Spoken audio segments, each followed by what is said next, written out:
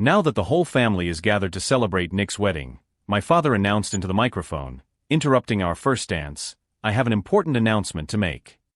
My wife Claire looked at me confused as the 200 guests turned their attention to Harold Brennan, the patriarch of Brennan Technologies.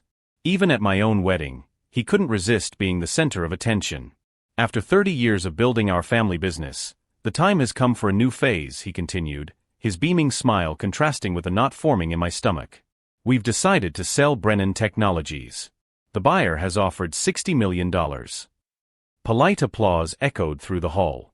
Claire squeezed my hand, whispering what an amazing wedding gift in my ear. If only she knew what was coming next. "And as we've always planned, to keep the family legacy alive," Dad raised a champagne glass, "the entire proceeds will go to my eldest son Nathan, so he can start his own company and carry on the Brennan tradition." The silence that followed was deafening. 200 people simultaneously processing that the groom-me had just been publicly cut out of the family inheritance on his wedding day. "My name is Nicholas Brennan, I'm 31 years old, and I just found out that my father chose the most important day of my life to humiliate me in front of everyone I know." But while Nathan received congratulations and pats on the back, I kept my smile forced. Because there's something my father doesn't know about me. Something that will turn this public humiliation into the biggest upset in our family's history. I grew up as the invisible middle child of the Brennans. Nathan, 3 years older, was always the natural heir.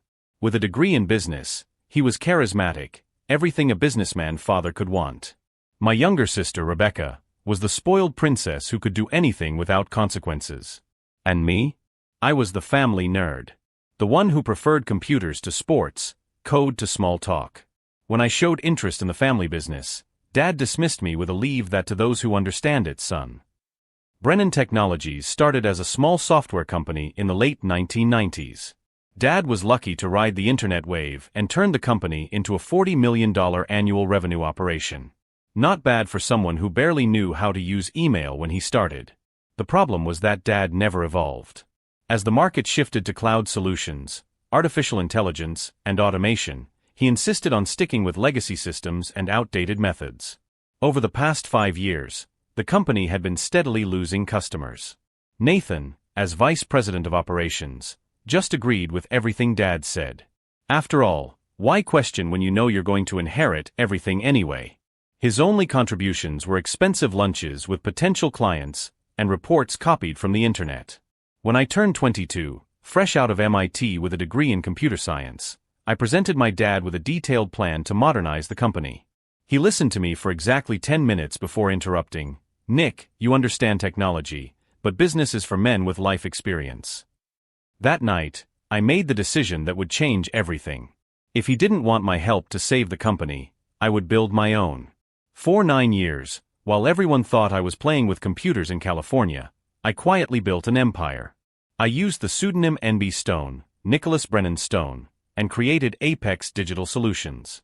What started as freelance consulting turned into a $120 million company specializing in the very technologies Brennan Technologies ignored. Ironically, several of my father's biggest competitors became my clients. As we danced our first song as a couple, I watched my father being congratulated by the guests. They congratulated him on his generosity toward Nathan, unaware of the cruelty of announcing this at my wedding. Claire noticed my tension. "Are you okay? I know it must hurt not to get anything from the inheritance." I smiled and spun her around the dance floor. "Actually, honey, I think it's going to be really interesting to find out who bought the company." If you're enjoying this family business story, be sure to subscribe to the channel, because what's coming next will show you that it's not always the last laugh that counts. Because tomorrow morning, when the contracts are signed, my father will discover that NB Stone, the mysterious buyer of Brennan Technologies, is much closer than he thinks. The party continued as if nothing had happened. The guests returned to their conversations, some whispering discreetly about the announcement. Claire kept her bridal smile, but I could feel her confusion growing with every handshake from people offering disguised condolences. "What a delicate situation," Aunt Margaret murmured, kissing my cheek. "But I'm sure your father knows what he's doing."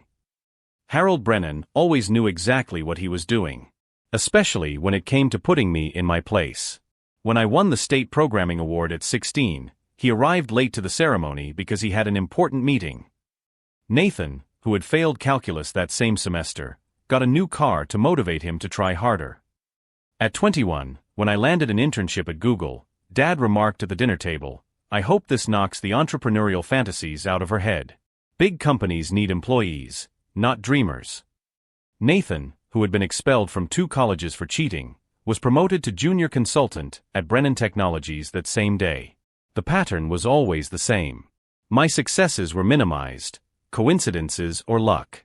Nathan's failures were learning experiences that made him more mature for leadership. But the moment that changed everything happened 3 years ago at Thanksgiving dinner. I had just received my second round of investment for Apex Digital Solutions, $20 million that would turn my startup into a real company. "Dad, I have some news," I began, unable to contain my excitement. "My company has received a significant investment. We're expanding into 3 new states." Harold barely looked up from his turkey. "That's great, son. Nathan, tell your brother about the new contract you landed." Nathan, who I knew had lost 2 major clients that month, began fabricating details about a supposed $1 million deal. Dad listened with religious attention, asking detailed questions and showing the kind of interest he never showed in my projects. "See, Nick," Dad said at the end, "that's how you build a real business. With relationships, not computer tricks." That night, I made the decision that would culminate in this moment. If Harold Brennan wanted to pretend I didn't exist, I would disappear completely, until I was ready to reappear with full force. I watched Nathan across the room, receiving congratulations from his uncles and cousins. At 34, he had settled perfectly into the role of the unworthy heir. His hair was always perfectly coiffed, he wore expensive suits that Dad paid for, and he had that arrogant smile of someone who was born believing he deserved everything. "Thanks, Uncle Robert," Nathan would say, adjusting his tie. Dad always knew I had a natural instinct for business. It's in my DNA. DNA. As if incompetence were hereditary. For years, I watched Nathan turn every opportunity into a disaster. When Dad put him in charge of the company's biggest client, Nathan outsourced the work to a cheap Indian company, which delivered such a flawed product that we almost lost the contract. The blame was placed on communication failures and unrealistic customer expectations. When Nathan was responsible for hiring new developers, he chose candidates based on personal chemistry, code for people who would suck up to him, resulting in a technical team that could barely update a basic website. The solution was to restructure technical responsibilities to focus on strategy. Each of Nathan's failures was repackaged as valuable experience. Every success I achieved away from the company was ignored or diminished. Claire approached, holding 2 champagne glasses. "Are you okay? You seem distant." "Just processing the news," I replied, accepting the glass. "It must be a shock to find out you married the poor son of the family." She laughed, thinking I was joking. "Nick, you exaggerate. His father must have his reasons. Maybe it's about fiscal responsibility or something." If she only knew that my little consulting firm had closed $15 million in contracts in the last quarter alone. "Besides," Claire continued, $60 million is a lot of money. Even split between the 2 of you." "Not split," I corrected gently. "All for Nathan." The confusion in her eyes deepened. "But why?" Before I could answer, Nathan approached with his new millionaire air smile. "Bro. What an amazing day, huh? My wedding and my future secured." "Your wedding?" I asked, raising an eyebrow. "Oh, you know what I meant," Nathan laughed, patting my shoulder condescendingly. "Your big day, my big news. It worked out perfectly." Claire frowned. "Nathan, don't you think the timing was a little inappropriate?" "Claire, honey," Nathan assumed his seasoned executive tone, "business doesn't wait for convenient moments. Dad received the offer this morning. $60 million cash, 48-hour deadline. It was take it or leave it." Lies. I knew because I had personally structured every detail of NB Stone Investments' offer. The deadline was flexible, but Harold had chosen this specific moment out of pure calculated cruelty. "And honestly," Nathan continued, "it's better that Nick knows how things are right up front. He's always had these fantasies about joining the family business, but he needs to accept reality." "What reality?" Claire asked, her voice firming. That some people are built for leadership, and others, Nathan shrugged, looking at me with false sympathy. Others are better suited for different paths. The insult was so casual, so naturalized, that Claire finally began to understand what I had endured for decades. At that moment, Dad approached our group, still basking in his performance of power. Nathan, we need to talk about the transition. The new owner wants a meeting tomorrow at 9. Sure, Dad. I'm already thinking of several improvements we can implement. Harold nodded approvingly. Excellent. It's exactly that kind of strategic vision that convinced me to structure the sale this way. He glanced briefly at me, as if remembering my existence. Nick, I hope you understand that this isn't personal. It's about preparing Nathan to lead his own company. Of course, Dad, I replied calmly. I'm sure Nathan is more than ready to meet the new owner tomorrow. Nathan smiled with excessive confidence. It'll be interesting to work with this NB Stone guy. I looked him up, very mysterious, never gives interviews. Must be one of those eccentric tech investors. I'm sure you'll get along great, I said, hiding my smile behind my champagne glass.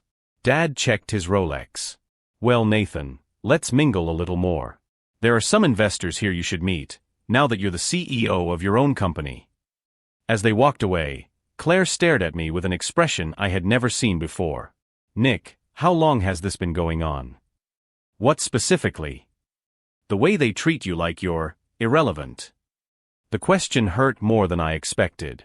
Not because it was offensive, but because someone had finally noticed.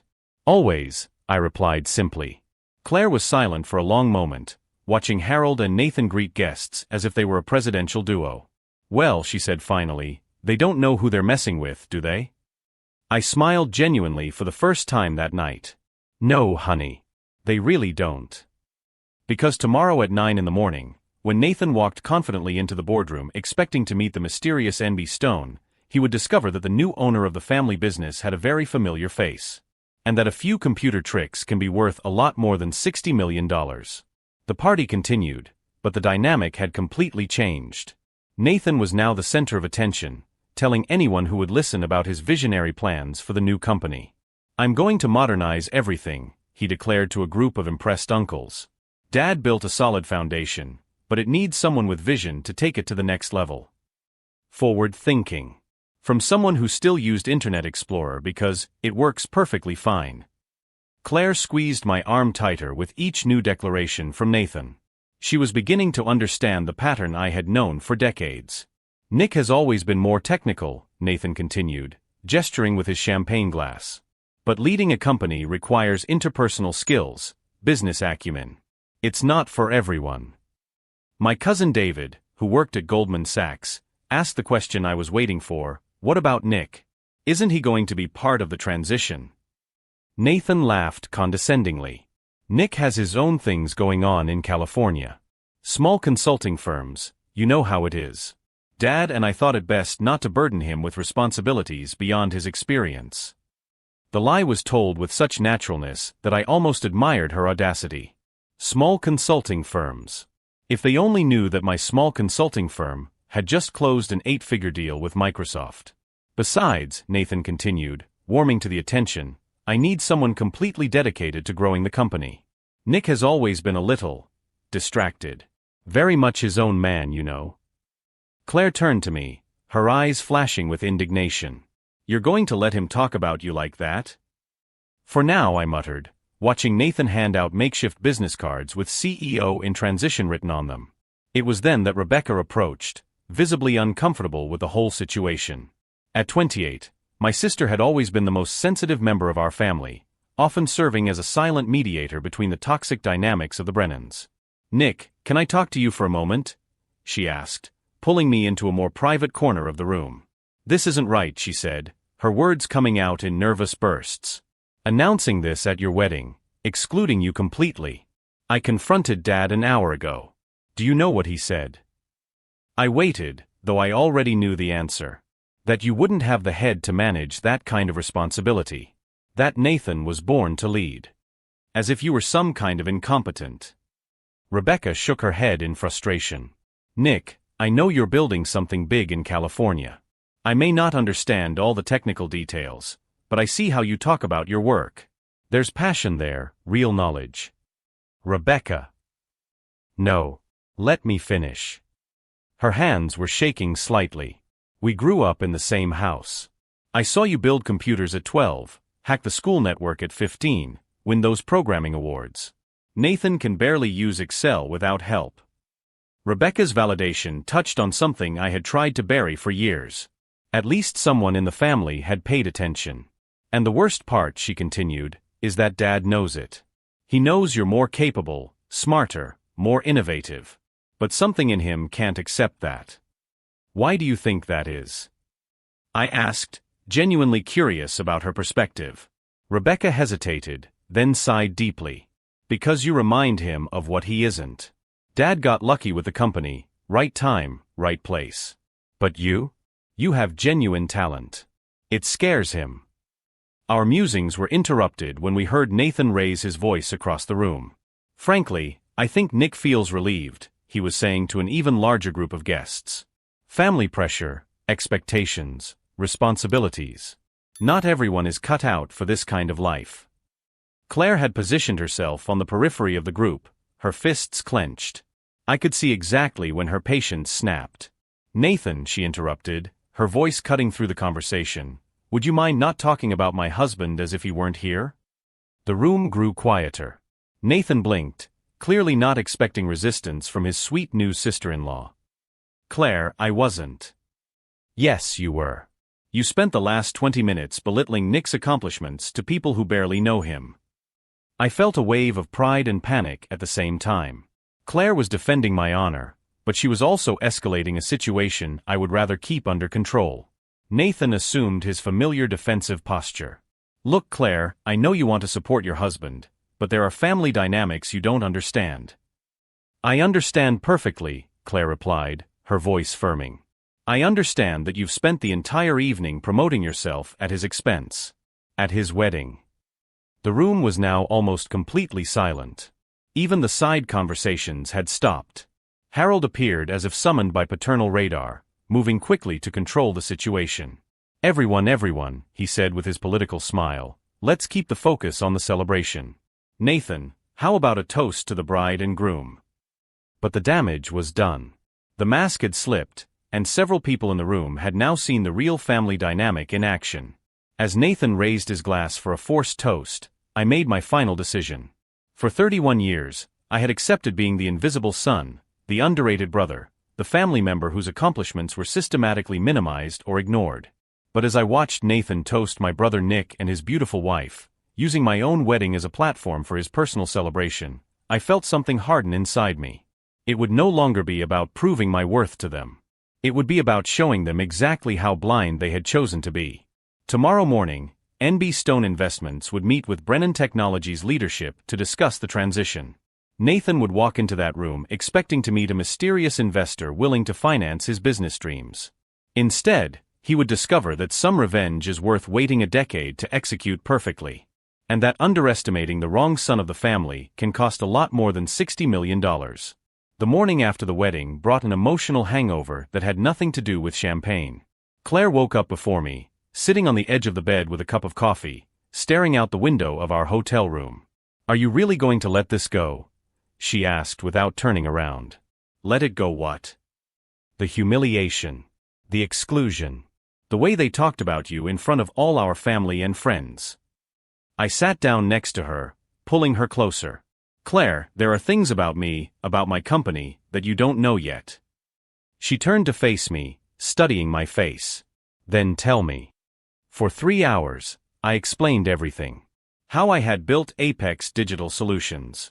How NB Stone was my pseudonym. How I had spent the last 18 months studying every aspect of Brennan Technologies, identifying weaknesses, mapping dependencies. You're telling me, Claire said slowly, that you're the mystery buyer? That you bought your father's company. Technically, NB Stone Investments made an offer to acquire the company that was accepted by the board. I just coordinated the details. Claire was silent for a long moment. Then she started to laugh. Not a nervous laugh, but a genuine one that grew into a belly laugh that doubled her over. Nathan is going to find out that you're the new boss, she managed to say between laughs. My God, Nick. That's brilliant and terrible at the same time. As Claire processed the revelation, my phone rang. It was Marcus Chun, my lawyer and CFO of Apex Digital Solutions. Nick, we have a small problem with Brennan's paperwork. They're asking for additional information about NB Stone's ownership structure before they'll finalize it. What kind of information? Nothing that compromises your identity yet, but Harold Brennan is being more diligent than we expected. He's hired an independent auditing firm to verify our assets. That was unexpected. Dad had never shown this level of caution in business before. Marcus, speed up the paperwork. I want everything signed before they have time to ask too many questions. After I hung up, Claire looked at me with concern. Problems. Dad's being more careful than usual. Maybe Nathan suggested a more rigorous audit. What does that mean? It means I need to speed up the schedule. We spent the rest of the morning canceling the honeymoon that had lasted only one night. Claire insisted on accompanying me to watch the show, as she began to call it. At 2 in the afternoon, we were at Harold's law office, where the final signing of the contracts would take place. I had arrived an hour before the meeting, using a side entrance, and was waiting in the adjacent conference room. Through the frosted glass wall, I could see Harold and Nathan arrive on time. Nathan was wearing his best suit and carrying a leather briefcase that I recognized as a Christmas gift Dad had given him years ago. Nervous? I heard Nathan ask as they organized documents. A little, Harold admitted. Something about this NB Stone bothers me. Too much secrecy, too much haste. Successful businessmen usually like to show their faces. Maybe he's just introverted, Nathan suggested. A lot of tech geniuses are like that. Tech genius. If Nathan knew he had called his own brother a genius. Harold's lawyer, Thomas Whitfield, entered the room carrying several folders. Gentlemen, I have good news and bad news about the audit of NB Stone's assets. My stomach tightened. The bad news is that they maintain an almost impenetrable level of privacy. The good news is that this is typical of high-performance investors. All verifiable assets are solid. The money is real. Harold visibly relaxed. What about Stone himself? Any personal information? Very little. We know he's relatively young to have built this kind of wealth. Probably early 30s. Tech education. History of successful startups. Nathan laughed. Sounds familiar. Reminds me of you at the same age, Dad. Maybe, Harold muttered, but I could tell something was still bothering him. At 3 o'clock sharp, Marcus entered the room where I was waiting. Ready. I took a deep breath, adjusted my tie, and followed Marcus into the main conference room. Harold and Nathan had their backs to us as we entered, examining documents spread out on the table. Their lawyer made the formal introductions. Harold, Nathan, I'd like to introduce NB Stone, of NB Stone Investments. They turned simultaneously. Harold's face went through 3 distinct expressions in less than 2 seconds: confusion, recognition, and finally, absolute shock. Nathan needed a few seconds longer. When he finally understood, his leather briefcase slipped from his hands, documents scattering across the marble floor. Nick. Harold whispered, as if he were seeing a ghost. Hello, Dad. Nathan. I extended my hand formally. Pleased to meet you officially as NB Stone. The silence that followed was so heavy I could hear the central air conditioning and distant traffic 16 floors below. Nathan found his voice first. Is this a joke? The $60 million in your bank account suggests not, I replied calmly. Harold sank into his chair, removing his glasses to clean lenses that weren't dirty. How? How did I build a $120 million company? Hard work, strategic vision, and maybe a little bit of that natural business instinct you always said I didn't have. The penny began to drop for Nathan. You tricked us. You lied to the whole family. Nathan, I've never lied about anything. You just never asked about my work with genuine interest. Harold finally looked up. NB Stone. Nicholas Brennan Stone. Stone is my mother's maiden name. I thought it was appropriate to honor the side of the family that always supported me.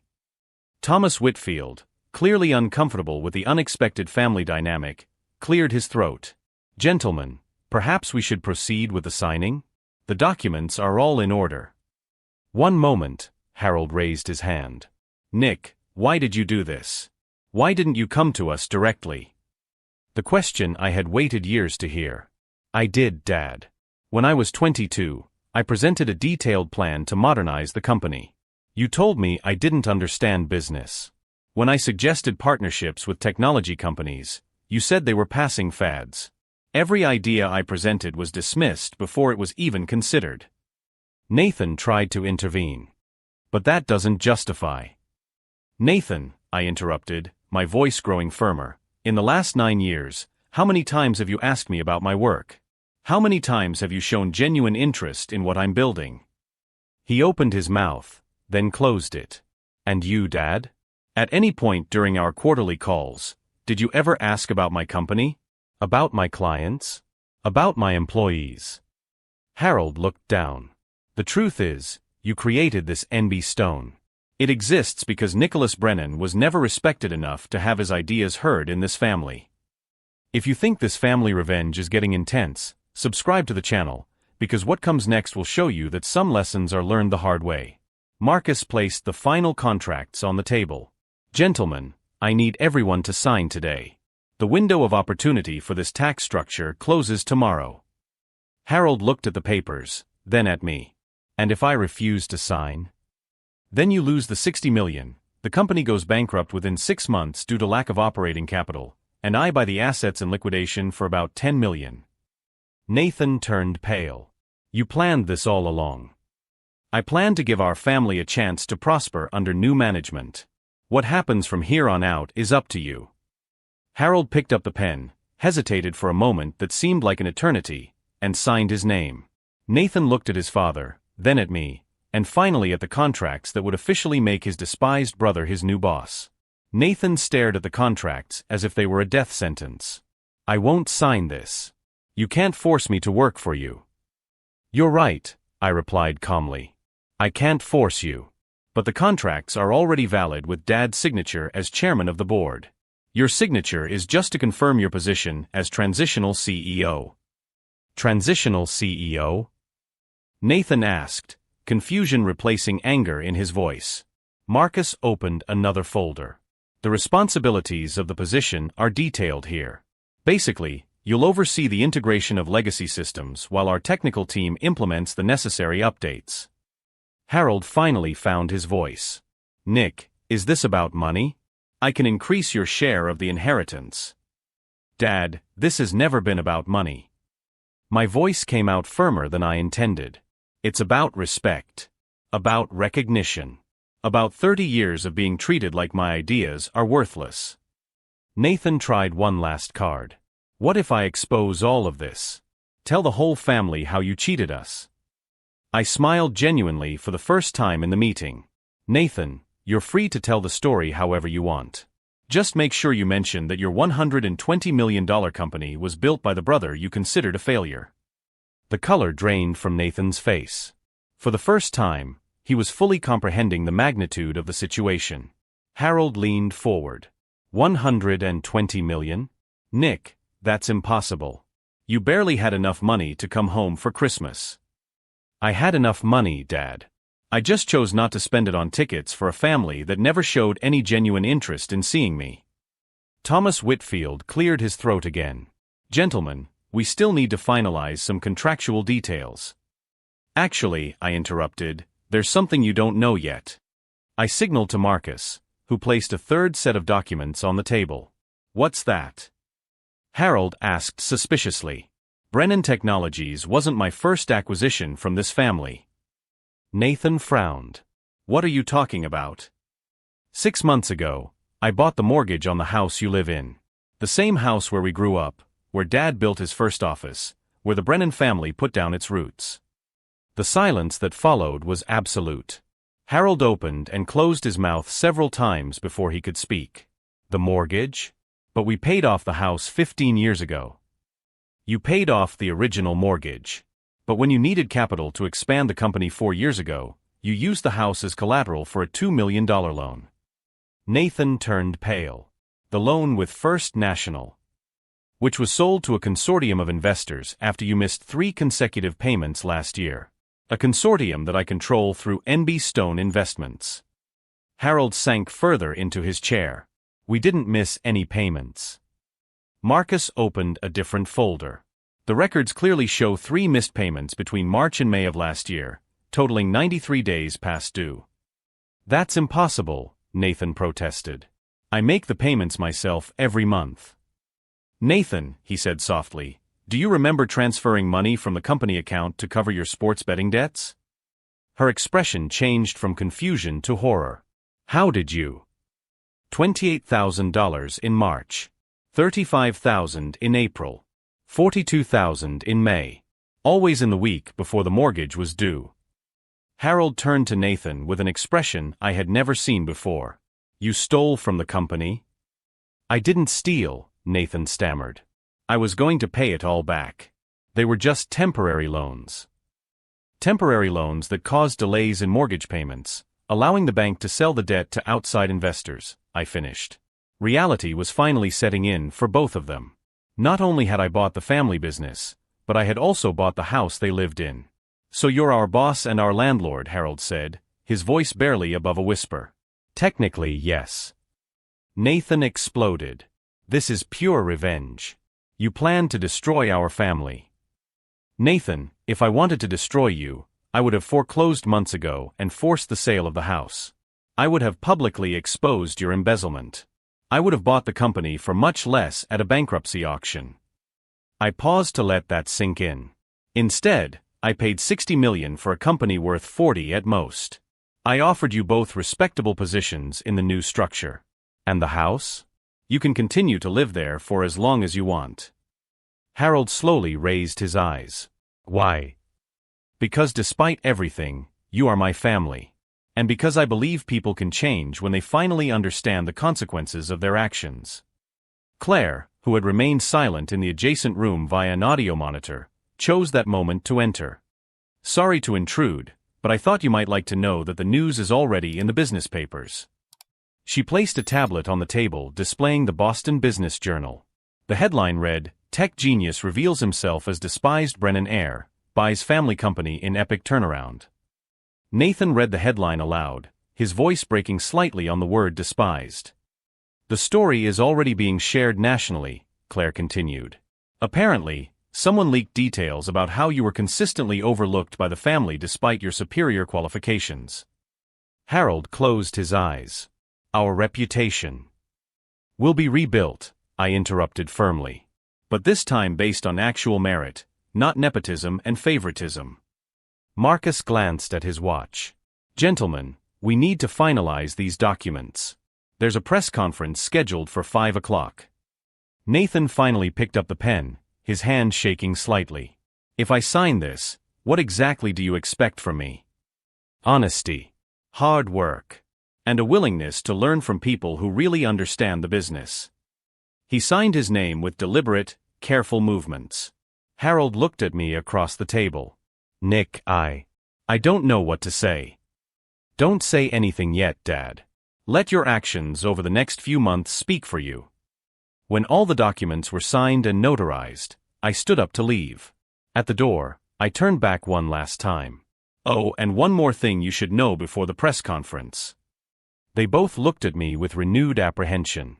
Claire is pregnant. You're going to be a grandfather and an uncle. The look of pure shock on their faces would have been comical under other circumstances. I hope that when my son is born, he grows up in a family that values real talent over inherited privilege. I left the room, leaving them to process not only that they had lost control of everything they had built, but that they now had the chance to rebuild relationships that seemed irreparably broken. Because sometimes, the best revenge isn't destroying your enemies, but forcing them to become better people. And the real test of character would come at the press conference, when the whole world would be watching to see how the Brennan family would deal with their new reality. The 5 o'clock press conference was a spectacle no business journalist expected to witness. Harold and Nathan sat beside me on the stage at the Four Seasons Hotel, their expressions oscillating between embarrassment and forced resignation. Ladies and gentlemen, I began, looking directly into the cameras, today marks not only a change in ownership, but a complete evolution of Brennan Technologies' business philosophy. For 20 minutes, I publicly explained how I had built Apex Digital Solutions and why I chose to acquire the family business. I didn't mention Nathan's debts or the most intimate details of our family dysfunction, but I made it clear that merit and vision, not family connections, would drive our future decisions. A Forbes reporter asked the question everyone was waiting for, "Mr. Stone, how did your family react when they discovered your true identity?" Harold leaned into the microphone before I could answer. "My son has completely surprised me. And I can say with pride that underestimating Nicholas Brennan was the biggest business mistake of my career." The public admission caught Nathan and me completely off guard. I looked at my father, seeing something in his eyes I had never seen before, genuine respect mixed with deep regret. Nathan also spoke, his voice hesitant but sincere. "I learned today that competence is not hereditary. My brother built something extraordinary while I squandered opportunities one didn't deserve." 6 months after the press conference, the Brennan family's transformation had become a case study in business schools everywhere. Not just because of the internal acquisition, but because of how we all evolved after the confrontation. Nathan fulfilled his promise to change in surprising ways. He joined Alcoholics Anonymous, not just for his gambling, but for the drinking problem he had never publicly admitted. He started as an assistant in our customer service division, refusing any preferential treatment. "I want to learn the business from the bottom up," he told me during our first monthly review meeting. "Just like you did." Harold embraced his new role as chairman emeritus with a humility that surprised me every day. He began mentoring young entrepreneurs, sharing not only his successes but specifically his errors in judgment about talent and meritocracy. "I spent decades looking for a successor who looked like me," he wrote in an article for the Harvard Business Review. "Meanwhile, the real leader was right in front of me, just waiting for a chance to prove his worth." Claire gave birth to our daughter, Emma, in March. When Harold held her for the first time, he whispered in her ear, "Your grandpa is going to make sure you grow up in a family that recognizes greatness, no matter where it comes from." Brennan Technologies, now operating as a division of Apex Holdings, grew 40% in its first year under new management. We implemented exactly the technological innovations I had proposed a decade earlier, plus advances we had developed in California. Rebecca became our communications director, discovering a natural talent for translating technical innovation into accessible language. "I always knew you'd be amazing," she told me during our first-year anniversary lunch. "I just didn't know you'd be so devastatingly strategic." The most significant moment came not during a corporate presentation or media interview, but on a quiet afternoon in the office. Nathan knocked on my door, carrying a familiar folder. "Remember this presentation?" he asked, placing my original proposal from 10 years ago on the table. I found it in the file room. I read it all the way through for the first time. He flipped through the pages carefully. "Nick, this is exactly what we implemented this year. Every detail, every market prediction, every implementation strategy. You were right about everything." He paused, looking out the window at the Boston skyline. "I wonder where we would be if Dad had listened to you back then." "It doesn't matter where we would be," I replied. "What matters is where we are now and where we're going from here." The real transformation wasn't my rise from rejected son to successful CEO. It was witnessing an entire family learn that greatness doesn't come from titles or inheritance, but from character, competence, and the courage to acknowledge mistakes. Harold didn't just formally apologize to me, he completely restructured his perspectives on leadership and legacy. Nathan didn't just accept his limitations, he actively worked to overcome them through education and humility. During the second Thanksgiving dinner after the acquisition, when everyone at the table shared genuine gratitude instead of competing for status, I realized I had achieved something far more valuable than revenge. I had created reconciliation. 3 years later, I look out from our 20th floor office overlooking Boston Harbor. Emma plays on the floor with building blocks, occasionally running to the window to wave at Grandpa Harold, who shows up religiously for lunch every Friday. Nathan now manages our client development division, a position he truly earned through years of hard work and personal growth. His ideas, when grounded in real experience rather than assumed privilege, are often brilliant. The most important lesson I learned wasn't about building business empires or executing elaborate vendettas. It was about the transformative power of giving people the opportunity to become better versions of themselves, even when they don't initially deserve that opportunity. Harold often tells me that his greatest pride is not that he built a $40 million company, but that he raised a son capable of turning it into a $200 million company while keeping our family values intact. You taught me that true leadership isn't about controlling people, he said last week. It's about inspiring them to exceed what they thought was possible. If this story of family, business, and second chances has touched your heart, subscribe to the channel for more stories about how perseverance and intelligence can turn rejection into triumph. Every person has untapped potential waiting for the right opportunity. Yesterday, Emma built a tower with her blocks that was taller than she is. When I asked her how she did it, she replied, "Daddy, I just kept adding blocks until I got where I wanted to go." Sometimes the deepest wisdom comes from the simplest places. And sometimes the best revenge is simply becoming the person you always knew you could be, and giving others the chance to do the same. In the end, I didn't destroy my family. I rebuilt it, one block at a time.